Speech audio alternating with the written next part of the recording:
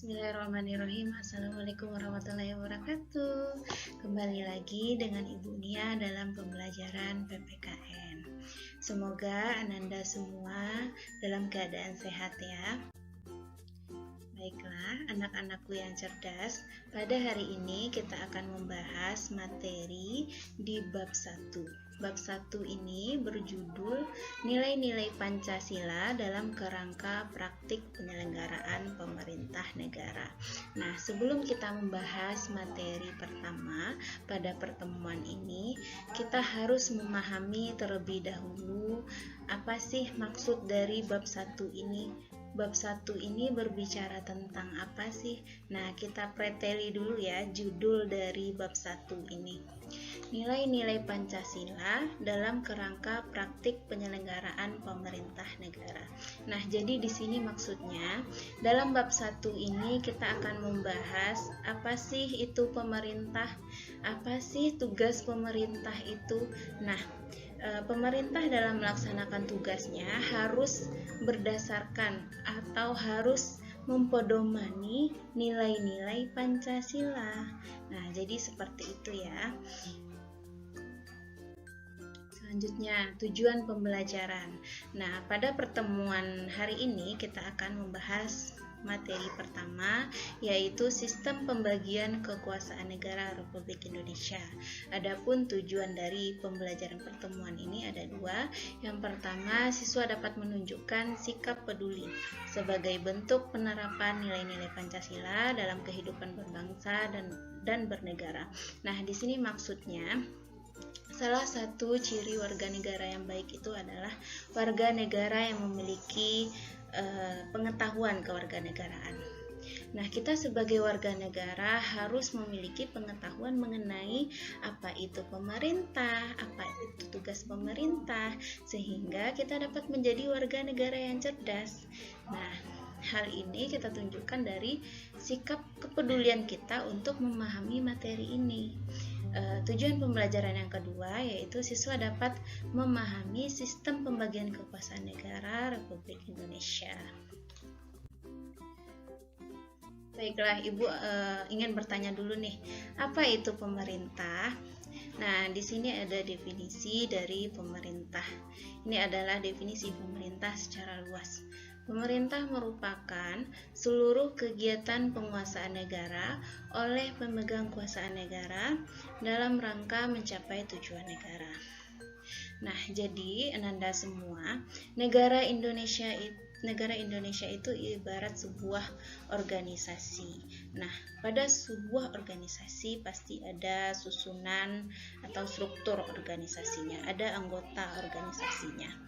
Nah, pimpinan atau orang-orang yang menjabat dalam organisasi tersebut, kalau kita bawakan kepada suatu negara, itu merupakan pemerintah yang mewakili kita, yang bertugas untuk mengatur kehidupan kita. Karena kita sebagai warga negara, kita tidak mampu melaksanakan tugas kita atau memenuhi kebutuhan hidup kita pribadi secara sendiri, harus ada yang mengatur. Nah, yang mengatur itu yang disebut dengan yang namanya pemerintah. Nah, jadi seperti itu ya. Baik, kita masuk pada topik utama kita pada pertemuan ini, yaitu sistem pembagian kekuasaan negara Republik Indonesia. Submateri yang pertama yaitu macam-macam kekuasaan. Nah, di negara Indonesia itu menggunakan teori trias politika atau 3 pembagian kekuasaan menurut Montesquieu. Dalam hal ini ada kekuasaan legislatif, eksekutif, dan yudikatif. Kenapa pada suatu negara itu harus terdapat, atau khususnya di Indonesia ya, harus adanya pembagian kekuasaan agar jelas tugas dan kewenangannya. Dalam hal ini sifatnya saling bekerja sama, dan alasan lainnya yaitu agar tidak terjadi pemusatan kekuasaan. Kalau timbul atau terjadi pemusatan kekuasaan, maka akan terjadinya penyelewengan. Jadi itu tujuannya ya, adanya pembagian kekuasaan ini. Yang pertama, legislatif. Apa itu legislatif? Kekuasaan legislatif ialah kekuasaan yang memiliki tugas dalam menyusun serta membentuk peraturan perundang-undangan. Nah, dengan kata lain, legislatif ini bertugas untuk membuat undang-undang. Siapa yang bertugas dalam hal kekuasaan legislatif ini? Yaitu DPR. Nah, hal ini sesuai dengan bunyi pasal 20 ayat 1 Undang-Undang Dasar 1945. Jadi legislatif itu atau kekuasaan membuat undang-undang itu pada DPR atau Dewan Perwakilan Rakyat. Selanjutnya, eksekutif. Kekuasaan eksekutif ialah sebuah kekuasaan yang berwenang dalam menjalankan undang-undang serta menyelenggarakan pemerintahan negara. Nah, siapa itu kekuasaan eksekutif? Dia adalah presiden dan wakil presiden yang bertugas untuk menjalankan undang-undang. Dan pastinya undang-undang yang dibuat oleh DPR tadi atas persetujuan presiden dan wakil presiden. Jadi presiden dan wakil presiden itu disebut dengan kekuasaan eksekutif yang bertugas untuk menjalankan undang-undang serta menyelenggarakan pemerintahan negara. Paham ya? Selanjutnya yaitu kekuasaan yudikatif. Apa itu kekuasaan yudikatif? Kekuasaan yudikatif adalah lembaga kekuasaan kehakiman yang memegang penuh kekuasaan untuk menyelenggarakan peradilan. Nah, yang termasuk dalam kekuasaan yudikatif ini adalah Mahkamah Agung atau MA, Mahkamah Konstitusi atau MK, dan Komisi Yudisial atau KY. Baiklah, tadi kita sudah membahas macam-macam pembagian kekuasaan. Submateri selanjutnya yaitu konsep pembagian kekuasaan. Konsep pembagian kekuasaan ini terbagi atas dua.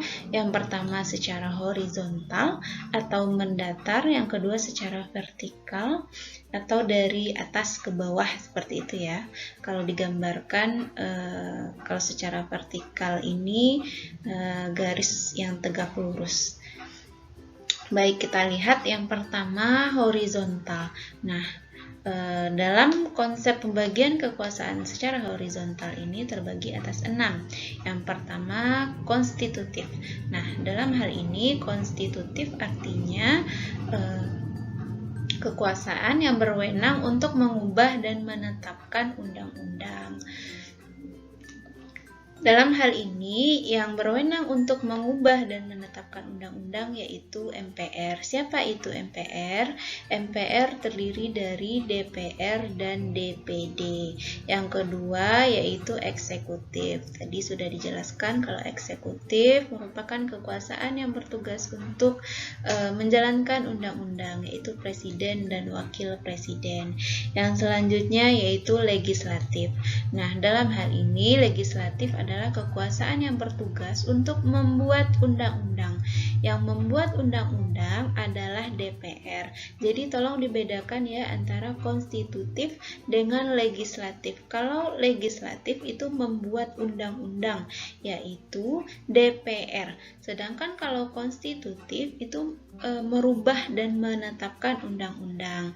Yang merubah dan menetapkan undang-undang adalah MPR. MPR, siapa tadi MPR? Yaitu DPR dan DPD. Nah, selanjutnya yaitu yudikatif atau lembaga kehakiman yang terdiri atas MA, MK, dan KY.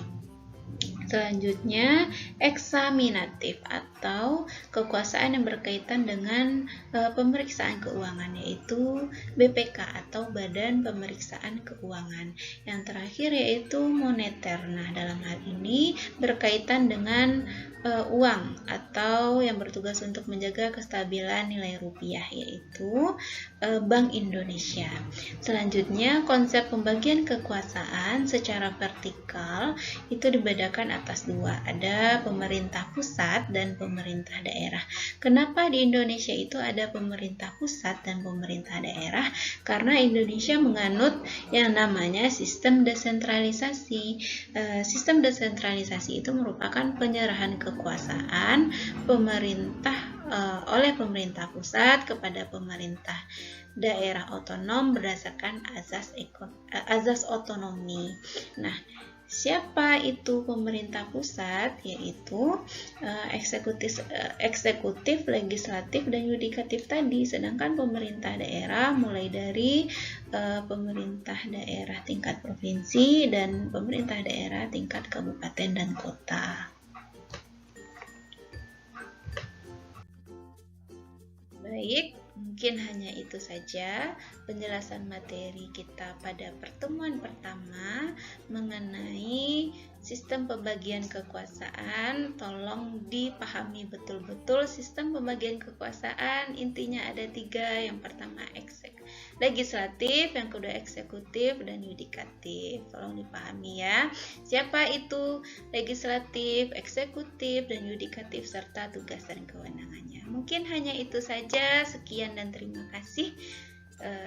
Jaga kesehatan. Semoga Ananda memahami materinya. Assalamualaikum warahmatullahi wabarakatuh.